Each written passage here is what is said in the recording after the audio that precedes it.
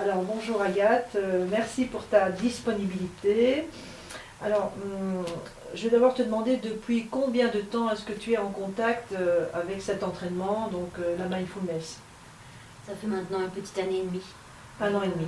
Que j'ai rencontré la mindfulness. Ok. Qu'est-ce qui t'a amené à entrer dans ce genre d'entraînement? Le hasard. Voilà, j'ai eu un événement douloureux dans ma vie et les gens autour de moi, voilà, vous connaissez, m'ont renseigné vos coordonnées. Donc c'est vraiment par hasard que je suis arrivée chez vous et que j'ai découvert la mindfulness, une approche à laquelle j'étais pas spécialement réceptive voilà, je trouve que c'était un peu à la mode et puis enfin voilà, je trouve que c'était un peu, ça semble un peu superficiel vu de l'extérieur et des témoignages des gens et de ce qu'on pouvait en entendre. Mais... Et aujourd'hui, donc, par rapport à ça, si tu devais en parler à quelqu'un, qu'est-ce que tu dirais? Pourquoi c'est un outil utile dans notre quotidien? Je suis quelqu'un qui est fort dans le mental et effectivement, ça m'a permis de pouvoir être moins là-dedans, de pouvoir être plus présente à ce que je fais, d'être moins dans des automatismes, moins dans une routine, dans des habitudes qui au jour d'aujourd'hui, je me rends compte qui en fait m'ont fermé, quoi. Voilà. Est-ce que tu peux prendre un exemple, juste dans ton quotidien, quelque chose que tu faisais avant, que tu ne fais plus maintenant, ou que tu fais autrement? Dans mon quotidien, je veux dire, voilà, concrètement, voilà, j'ai appris des études. Donc j'ai un métier plutôt intellectuel et j'ai appris des études dans quelque chose de plus manuel. Et ce choix est devenu vraiment une évidence. Et j'en suis vraiment contente. Voilà, c'est quelque chose que j'aurais jamais, il y a un an et demi d'ici.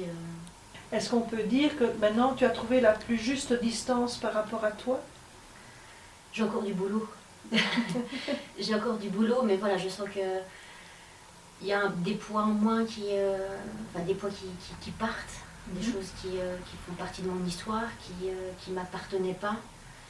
Je pensais qu'ils m'appartenaient, mais voilà, tout ce travail fait qu'à un moment donné, je peux me détacher des étiquettes qu'on a mises sur moi. J'ai cru qu'elles étaient les miennes. J'ai porté, supporté, jusqu'à rencontrer la mindfulness. Donc la mindfulness nous fait sortir du calva de la culpabilité, on peut dire ça?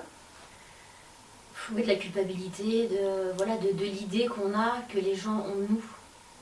Du regard de l'autre. Oui, du regard de l'autre pour pouvoir se regarder soi-même.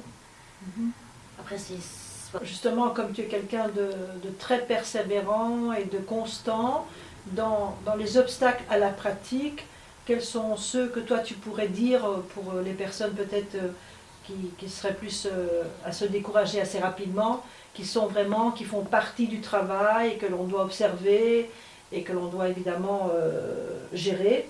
La grande difficulté, c'est de trouver un moment, de se dégager ce moment-là dans sa journée, parce qu'on n'a pas forcément l'habitude de prendre du temps vraiment pour soi. Toujours cette peur du regard de l'autre en disant tiens, t'es un peu égoïste, tu penses qu'à toi, mais voilà, je pense que c'est vraiment important de pouvoir se dégager ce temps-là. Après, voilà, voir si on le met le matin, l'après-midi, le soir, voilà, ça, je pense que ça dépendra de chacun. C'est vraiment un changement de culture dans lequel on doit s'installer, un art de vivre qu'on doit apprendre. Oui. Il n'y a pas très longtemps, je vais terminer avec cette question, tu as pensé à mettre tes enfants dans la mindfulness aussi pour enfants, Mindfulness Kids. Pourquoi toi, en tant que maman, tu penses que tes enfants vont bénéficier de cet atelier des émotions pour les enfants? Apprendre à gérer, gérer leurs ressentis, leurs émotions. On ressent, il n'y a pas de culpabilité à ressentir des choses. Après, il y a une manière de les exprimer. Et je trouve que la mindfulness permet de prendre ce recul, oui, on vit des choses, de décider ce qu'on en fait.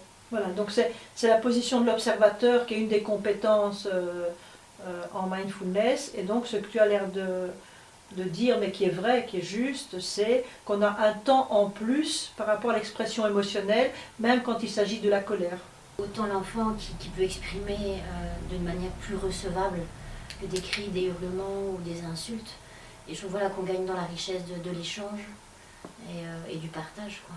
Écoute, merci Agathe, je pense que ce que tu as partagé sera utile pour ceux qui peuvent encore se poser des questions sur la pratique. Donc voilà, merci beaucoup. Merci beaucoup à aussi. toi.